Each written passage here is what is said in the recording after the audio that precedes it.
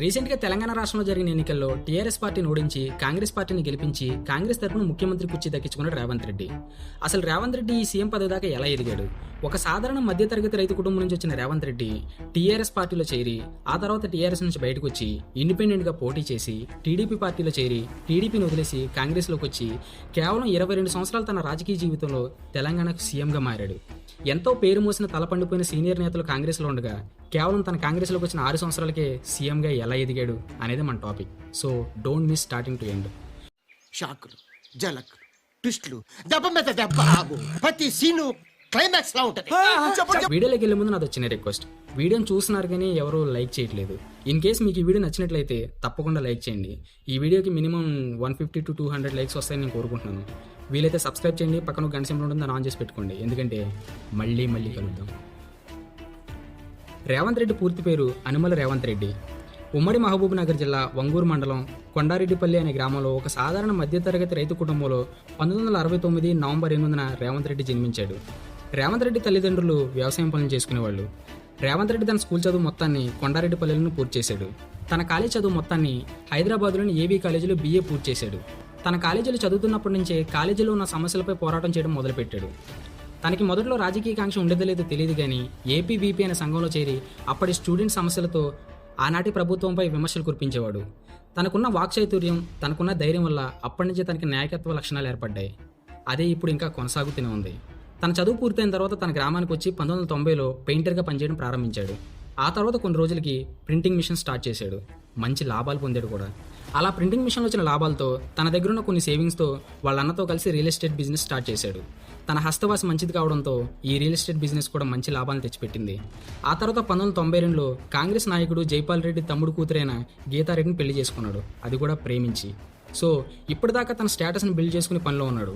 కానీ ఇప్పుడు పాముల్ని కదపాల్సిన టైం వచ్చింది. అంటే రాజకీయం వైపు అడుగులు పడసాగాయి.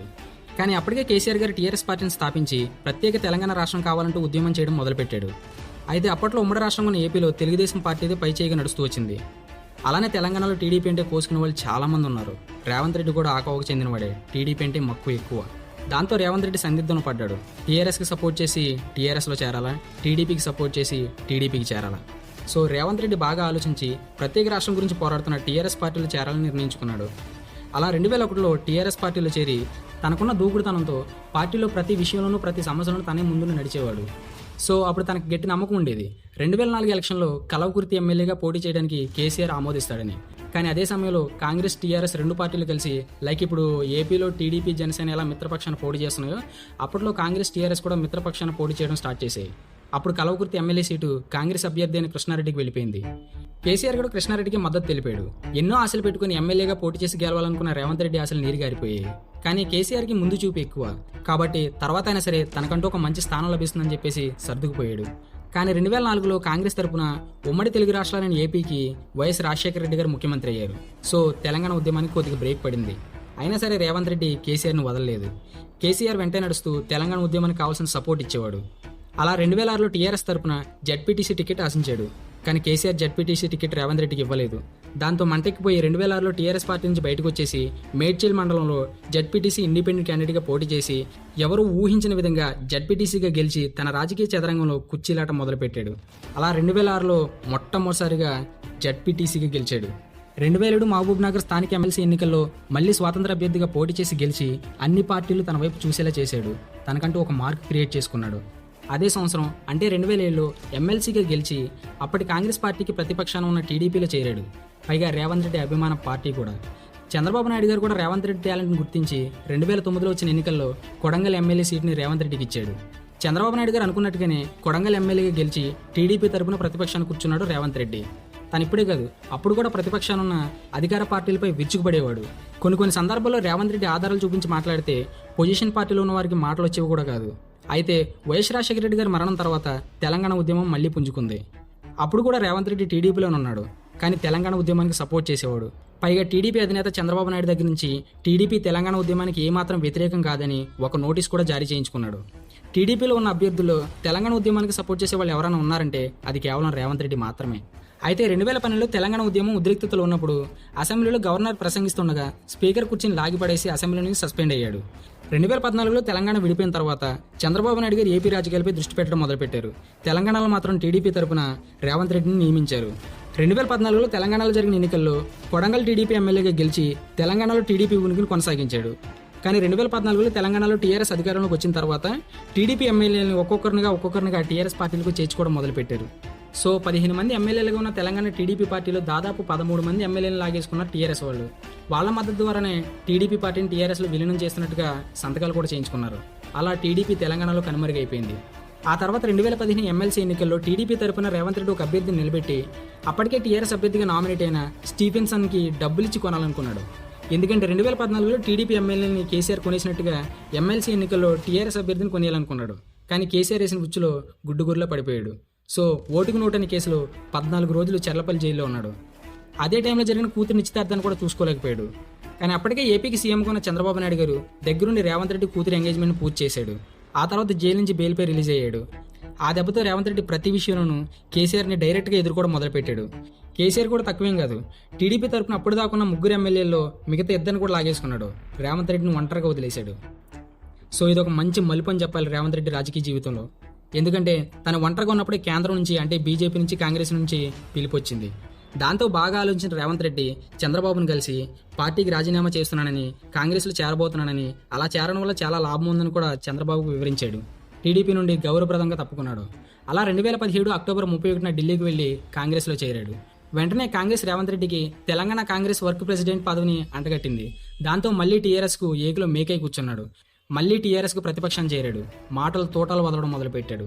రేవంత్ రెడ్డి ఏ సమావేశాన్ని ఏర్పాటు చేసినా, ఎప్పుడు మీటింగ్ పెట్టినా చాలా బాగా ప్రసంగించేవాడు. జనాల కష్టాలని, వాళ్ళ ఇష్టాలని బాగా అర్థం చేసుకునేవాడు. అందుకే జనాలకు కట్టలు కట్టుకుని వచ్చేవాళ్ళు.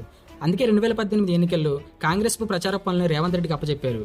ఈ విషయం కాంగ్రెస్ పార్టీలో చాలా మందికి నచ్చలేదు. కానీ రేవంత్ రెడ్డి ఏమాత్రం పట్టించుకోకుండా పార్టీని గెలిపించడానికి ప్రయత్నించాడు. అందుకే తను ఎమ్మెల్యేగా పోటీ చేసిన కొడంగల్ నియోజకవర్గాన్ని పార్టీకి వదిలేసి తెలంగాణ మొత్తం ప్రచారం చేయడం మొదలుపెట్టాడు. కానీ వెళ్ళిన ప్రతి చోట టీఆర్ఎస్ ప్రభుత్వం అడ్డుకునేది. టీఆర్ఎస్ పోలీసులు అడ్డుగోళ్లను నిలబడేవాళ్ళు. వాటన్నిటిని ఎదుర్కొని మరీ ప్రచారం చేశాడు. అందుకే కొడంగల్ నియోజకవర్గంలో ప్రచారం చేయడానికి రాబోతున్న కేసీఆర్ని అడ్డుకుంటానని సవాల్ విసిరాడు. ఈ విషయం కేసీఆర్ తెలిసి రాత్రి తన ఇంటికి పోలీసులు పంపించి మరీ రేవంత్ రెడ్డిని అరెస్ట్ చేయించాడు. అనుకున్నట్టుగానే టీఆర్ఎస్ కదిపిన పాములు రేవంత్ రెడ్డిని బాగానే కాటేశాయి. సో 2018 డిసెంబర్ ఎన్నికల్లో కొడంగల్లో రేవంత్ రెడ్డి ఓడిపోయాడు. రేవంత్ రెడ్డికి ఇదే మొట్టమొదటి ఓటమి. తన రాజకీయ చరిత్రలో మునుపెన్నడూ ఒక్కసారి కూడా ఓడిపోలేదు. ఇదే తన మొదటి ఓటమి. అయితే ఇంత రసవత్తరంగా హోరాహోరీగా సాగిన ఎమ్మెల్యే ఎన్నికల్లో రేవంత్ రెడ్డి ఓడిపోయినా తన హవా ఏమాత్రం తగ్గలేదు. ఎమ్మెల్యేగా ఓడిపోయినా ఎంపీగా ఎవరు ఊహించిన విధంగా గెలిచాడు. మల్కజ్గిరి నియోజకవర్గం పరిధిలో 7 నియోజకవర్గాలున్నాయి. ఆ 7 నియోజకవర్గాల్లో కూడా టీఆర్ఎస్ వాళ్ళే ఎమ్మెల్యేలుగా గెలిచారు. కాబట్టి అక్కడ టీఆర్ఎస్ ప్రజలు ఎక్కువగా ఉన్నారు. రేవంత్ రెడ్డి గెలిచే అవకాశమే లేదు. సో 2019 ఏప్రిల్లో జరిగిన లోక్సభ ఎన్నికల్లో కాంగ్రెస్ గెలిచే అవకాశమే లేదు. అయితే ఎవరు ఊహించిన విధంగా, ఎవరు ఊహకి అందని విధంగా మల్కజ్గిరిలో ఎమ్మెల్యేగా పోయి ఎంపీగా గెలిచి రాష్ట్ర రాజకీయాల నుంచి దేశ రాజకీయాల్లోకి ప్రవేశించాడు. అక్కడ కూడా తనదైన శైలిలో రాజ్యసభలో విరుచుకుపడేవాడు. ఒకనొక సమయంలో పీఎం మోదీని కూడా మాటల తోటలతో నిలదీశాడు. బడ్జెట్ విషయంలో, రూపాయి పడిపోయే విషయంలో, దేశ జీడీపీ గురించి నిర్మలా సీతారామన్ గారిని నిలదీశాడు. అలా రాష్ట్ర రాజకీయాల్లోనే కాకుండా దేశ రాజకీయాల్లో కూడా తనదైన సత్తా చాటి దేశం మొత్తం రేవంత్ రెడ్డి పేరు వినిపించేలా చేశాడు. కానీ తనకు బాగా కలిసి వచ్చిన విషయం ఏదైనా ఉంది అంటే అది ఉత్తమ్ కుమార్ రెడ్డి రాజీనామా.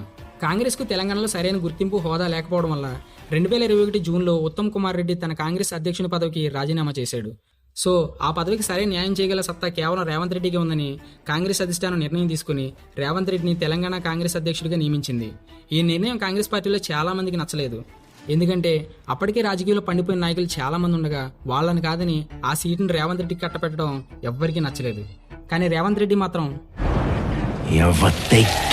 అంటూ రెచ్చిపోయి అసలుకే టీఆర్ఎస్ తనను ఓడించిందనే మంటలో ఉండి శాసనసభలో టీఆర్ఎస్ ప్రతిపక్షంలో చేరి వాయించేశాడు. ఒకసారి అయితే కేటీఆర్ పైన కూడా పక్కా ఆధారాలు చూపిస్తూ శంకరపల్లి మండలం జన్వాడలో 2020లో అక్రమ నిర్మాణాలు చేశాడని ఆరోపించాడు. అదొక 111 జీవో రెస్ట్రిక్టెడ్ ఏరియా అని, అందులో ఫామ్ హౌస్ ఎలా నిర్మిస్తారని డ్రోన్ కెమెరాతో వీడియో తీసి మరీ బయటపెట్టాడు. డ్రగ్స్ కుంభకోణంలో టీఆర్ఎస్ పాత్ర ఉందని, కాళేశ్వరం ప్రాజెక్టులో అవినీతి జరుగుతుందని, మల్లారెడ్డి కాలేజీ భూములు కూడా అక్రమంగా లాక్కున్నవేనని పక్కా ఆధారాలు చూపించాడు. ఇవే కాదు, ధరణలో కోకపేట భూములు కుంభకోణం జరిగిందని, హైదరాబాద్ ఔటర్ రింగ్ రోడ్ని వేరే ప్రైవేట్ కంపెనీకి 30 సంవత్సరాలు లీజుకి ఇచ్చారని, అదే కానీ దాని ప్రభుత్వం రన్ చేసి ఉంటే 30,000 కోట్లు వచ్చుండేదని, కానీ దాన్ని ఒక ప్రైవేట్ సంస్థకి కేవలం 7,300 కోట్లకి ఇచ్చేశారంటూ నిలదీసి చెమటలు పట్టించాడు. దాంతో జనాల్లో హీరోగా మారిపోయాడు, ప్రజల నాయకుడు అయిపోయాడు. అయితే 2022లో అక్టోబర్ 27 నుంచి నవంబర్ 2 వరకు సాగిన రాహుల్ గాంధీ జరిపిన భారత్ జోడో యాత్రలో తన కూడా భాగమై నడిచాడు. 12 రోజులు విజయవంతంగా తెలంగాణ మొత్తం తిరిగాడు. దాన్ని ప్రేరణగా తీసుకుని హాత్ సే హాత్ జోడు అనే యాత్రని 2023 జనవరి 26న మొదలుపెట్టాడు తెలంగాణ రాష్ట్ర వ్యాప్తంగా. కానీ కొన్ని కారణాల వల్ల దాన్ని ఆపేశాడు. పాదయాత్ర ఆగిపోయినా సరే సమస్యలపై తన పోరాటం ఆపలేదు. కానీ చివరికి ఎలక్షన్ టైం రాని వచ్చింది. కాంగ్రెస్ గెలిస్తే సీఎం కుర్చీ ఎవరిది, ఆ సత్తా ఎవరికుంది అనుకునే సమయంలో ప్రజల నుంచి వినిపించిన పేరు, కాంగ్రెస్ అధిష్టానం నుంచి వినిపించిన పేరు ఒక్కటే, రేవంత్ రెడ్డి. తలపండిపోయిన నాయకులు కాంగ్రెస్లో ఉండగా రేవంత్ రెడ్డి పేరు వినిపించేసరికి ఒక్కొక్కరు ఒక్కొక్క రకంగా స్పందించడం మొదలుపెట్టారు. కానీ రేవంత్ రెడ్డి అవేం పట్టించుకోకుండా ఎన్నికల పనులు నిమగ్నం అయిపోయాడు. చివరికి 2023 నవంబర్ 30న జరిగిన ఎన్నికల్లో సీఎం కుర్చీ రేవంత్ రెడ్డిని వరించింది. కేవలం కాంగ్రెస్లోకి వచ్చిన 6 సంవత్సరాల్లో కాంగ్రెస్ తరపున సీఎం అయ్యాడు. తన రాజకీయంలోకి వచ్చిన కేవలం 22 సంవత్సరాల్లోనే సీఎం కుర్చీ ఎక్కేశాడు. దీంట్లో టీడీపీ హస్తం కూడా చాలా ఉండొచ్చు. ఎందుకంటే చంద్రబాబు నాయుడికి చాలా ఇష్టమైన అభ్యర్థి రేవంత్ రెడ్డి. ఎప్పుడు చంద్రబాబు నాయుడు రేవంత్ రెడ్డికి సపోర్ట్ చేస్తూనే వచ్చాడు. అలా సీఎం అయిన వెంటనే ఇలా పథకాలు మొదలెట్టేశాడు. ఆ పథకాలు ఎలా నడుస్తున్నాయి అనేది నెక్స్ట్ వీడియో తెలుసుకుందాం. సో చాలా లేట్ అయిపోయింది కాబట్టి వెళ్లే ముందు నేను మీకు చెప్పేది ఒక్కటే, జస్ట్ 1 లైక్. వీలైతే సబ్స్క్రైబ్ కూడా చేసుకోండి. అలానే పక్కన గంట సింబల్ ఉంటుంది, దాన్ని ఆల్ అని చెప్పి యాక్టివేట్ చేసుకోండి. ఎందుకంటే మళ్ళీ కలుద్దాం. మళ్ళీ నెక్స్ట్ వీడియో కలుద్దాం. అంతవరకు సెలవు, బాయ్.